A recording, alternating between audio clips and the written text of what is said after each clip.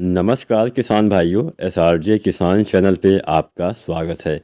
किसान साथी, आज हम गेहूं में कल्ले बढ़ाने की एक बहुत ही सफल तरीका, एक बहुत ही आसान तरीका, एक ऐसा फार्मूला आपको बताएंगे जिसके द्वारा आप गेहूं में बहुत ही आसान से कल्ले अच्छे से ज़्यादा कल्ले आप ले पाएंगे।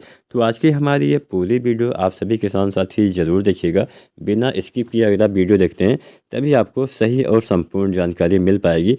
और अगर चैनल को अभी तक सब्सक्राइब नहीं किया है तो एसआरजे किसान चैनल को सब्सक्राइब करके बेल आइकन ज़रूर दबाएं, वीडियो को लाइक शेयर ज़रूर करें। तो चलिए, ज़्यादा समय हम यहाँ पे नहीं लेते हैं, जानते हैं वो फार्मूला जिसमें हम कुछ चीज़ों का इस्तेमाल करेंगे।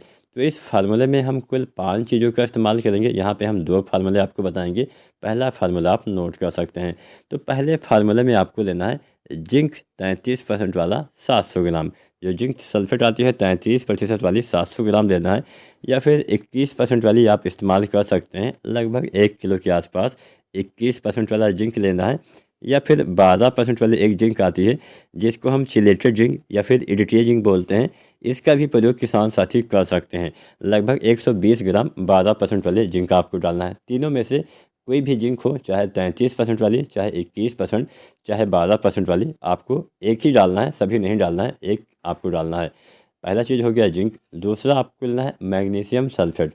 अब मैग्नीशियम सल्फेट काम क्या करता है, फसल में हरियाली लाता है, जिससे पौधे अच्छे से भोजन बनाते हैं, जिससे कल्ले का फुटाव ये सब अच्छे से होता है। तो मैग्नीशियम सल्फेट को हम एप्सम साल्ट नाम से भी जानते हैं। बाज़ार में आपको एप्सम साल्ट या मैग्नीशियम सल्फेट आपको मिल जाएगा। ये आते हैं, एक आता है एकदम महीन महीन आता है, एक आता है थोड़ा सा एक क्रिस्टल में आता है, एक एकदम बारीक पिसा हुआ आता है। तो आपको लेना है 1 किलो के आसपास लेना है। पिसा हुआ लेंगे तो थोड़ा जल्दी घुल जाएगा, बाकी दोनों जल्दी घुल जाते हैं। तो 1 किलो मैग्नीशियम सल्फेट लेना है। इसके साथ साथ आपको लेना है तीसरा चीज़ फेरस सल्फेट। फेरस की कमी से भी कई बार हमारे पौधे में पीलापन, अच्छी ग्रोथ नहीं हो पाती है। तो फेरस भी आप लेना है आधा किलो, यानी लगभग 500 ग्राम। चौथी चीज़ आपको लेना है मैग्नीज सल्फेट। मैग्नीज सल्फेट की भी कमी हमारी मिट्टी में आजकल बहुत देखी गई है, तो इसका भी इस्तेमाल करिए। ज़्यादा नहीं, 250 ग्राम आपको मैग्नीज सल्फेट लेना है। और पाँचवीं चीज़ लेना है यूरिया 1 किलो। अब यहाँ पे हमने ये 5 चीज़ें आपको बताई, zinc, magnesium sulphate, ferrous sulphate, manganese sulphate और यूरिया, ये आपको लेना है। अब सभी को आपको अलग अलग बर्तनों में घोलना है, इकट्ठा मत घोलिएगा। भले ही एक साथ मिला तो सकते हैं, लेकिन इकट्ठा घोलने से अच्छा है कि अलग अलग घोलिए, जिससे आपके कोई तत्व अगर रिएक्शन भी होता है तो नुकसान ना हो। तो यहाँ पे ये पांचों चीज़ें अलग अलग बर्तनों में आपको घोल लेना है।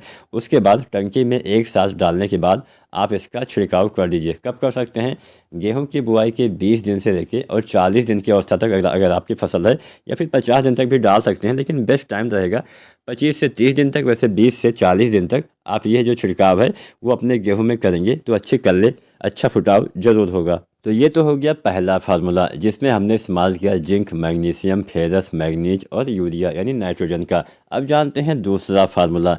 अब दूसरे फार्मूले में आपको क्या डालना है, 2 चीज़ें डालनी है, ज़्यादा नहीं डालना है।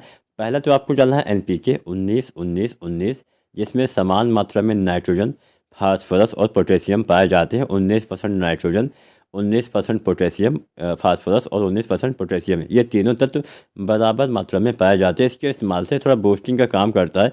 कई बार ज़मीन में डाली गई खादें सही से काम नहीं करती हैं, तो हम ये एनपीके डालते हैं, जिससे पौधे का एक बूस्टिंग मिलता है, एक अच्छे से ग्रोथ होना स्टार्ट हो जाता है। तो एनपीके आपको डालना है 1 किलो से लेकर 1.5 किलो। इस एनपीके खाद के साथ आपको लेना है दूसरा चीज़ बोरोन। जो बोरोन आता है 20% वाला, 100 ग्राम या अधिकतम 125 ग्राम तक आप इस्तेमाल करिए। बहुत ज़्यादा बोरोन मत डालिए, बोरोन ज़्यादा डालने से नुकसान बहुत होता है। तो बोरोन और ये एनपीके 19-19-19 आपको लेना है। ये 2 चीज़ें आपको लगभग 30 दिन, 35 दिन या 40 दिन तक आपको, पहला फार्मूला डालने के 5 या 7 दिन के बाद यह भी आप डाल सकते हैं। जिससे क्या होगा कि आपके पौधे में, अब बोरोन का काम होता है पौधे के जड़ों के द्वारा जो अवशोषित किया जाता है वो पौधे के सभी भागों तक पहुंचाना, जिससे बोरोन से आपके पौधे में अच्छे से भोजन पहुंचेगा, जिससे पौधे में कल्ले अच्छे आएंगे, अच्छा फुटाव होगा। और एनपीके में तो फास्फोरस के साथ पोटास और नाइट्रोजन भी है, जिससे अच्छा लाभ मिलेगा। तो उम्मीद करते हैं आज की वीडियो, आज की जानकारी पसंद आई होगी। वीडियो पसंद आया तो लाइक करें और चैनल को सब्सक्राइब